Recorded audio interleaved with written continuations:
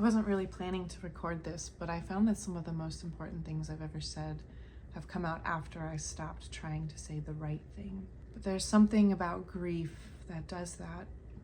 It just strips everything down. Every performance, every filter, every perfectly worded caption. It leaves you with the raw stuff. The ache, the silence, the in-between moments that never make it into a story highlight. And lately I've been moving through one of those seasons where contrast lives in every single moment. Joy and sorrow and laughter and overwhelm and beauty and loss all woven into the same breath. You know those seasons. We lost Loki not long ago. He was my mom's dog, but really he was a part of our whole family. He was my mom's protector and Liana's best friend and the one who watched her grow up and watched all of us fall apart and rebuild quietly. His loss wasn't just about him, though. It stirred up everything we've survived together and everything we held space for. And Ryan's grandmother passed. She was a woman who carried so much presence in his life and in his family's rhythm. And before all of that, my dad's health collapsed. No warning, no space to prepare, and even though I tried my best to stay calm and present, something inside me cracked open. Something that had already been holding too much for too long. And so it all started to unravel.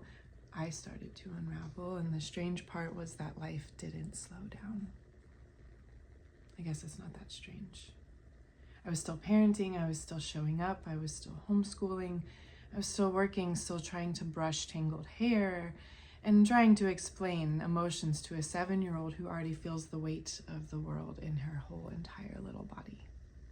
Still standing in the kitchen trying to decide between grief and dinner, both pressing, both necessary.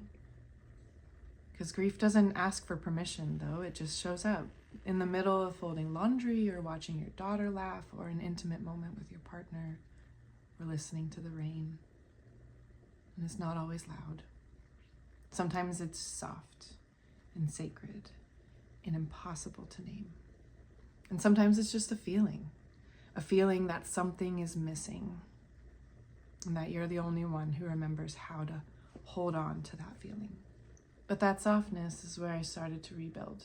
Not with a checklist, not with some get back to normal routine, but with stillness, with crying in the middle of the day, with crying and dancing at the same time, with forgiving myself when I can't keep up with the world's pace, and with letting my healing be slow, be human, and be messy. Grief changed how I live. It made me slower with my daughter, more tender, more present. It made me want to hold her for longer, even when I was tired. It made me apologize more freely. I let her see my tears. I let her know my anger. Because I want her to know that softness and emotion aren't something to be ashamed of. It changed how I love my partner. And not through grand gestures, but through the small, ordinary presence that we offer each other consistently, in the way we hold space for silence, in the way we show up even when we don't have words. It reminded me that love isn't about holding it all together. It's about staying even when things fall apart. It's about being honest and soft and real. And I'm realizing more and more we can hold more than we think. We can hold grief and joy and pain and purpose and memory and momentum, and we can miss what was and still make room for what's becoming. It doesn't have to be either or. It's both, always. And that's where real life lives, in the contrast, in the ordinary sacredness of what we carry, in the moments that no one claps for, but we survive anyway. And I'm still learning how to be with my emotions without letting them swallow me. I'm still learning how to create without performing, how to rest without feeling guilty, I'm still learning how to be a safe place for myself, even when everything else feels tender. But what I do know is this: undoing is not failure. Softness is not weakness. Taking a breath isn't giving up. And starting over, that's sacred. It's brave.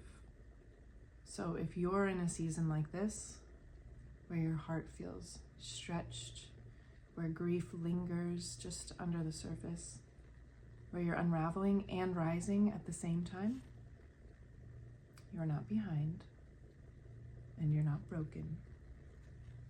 You're in the in-between and you're becoming.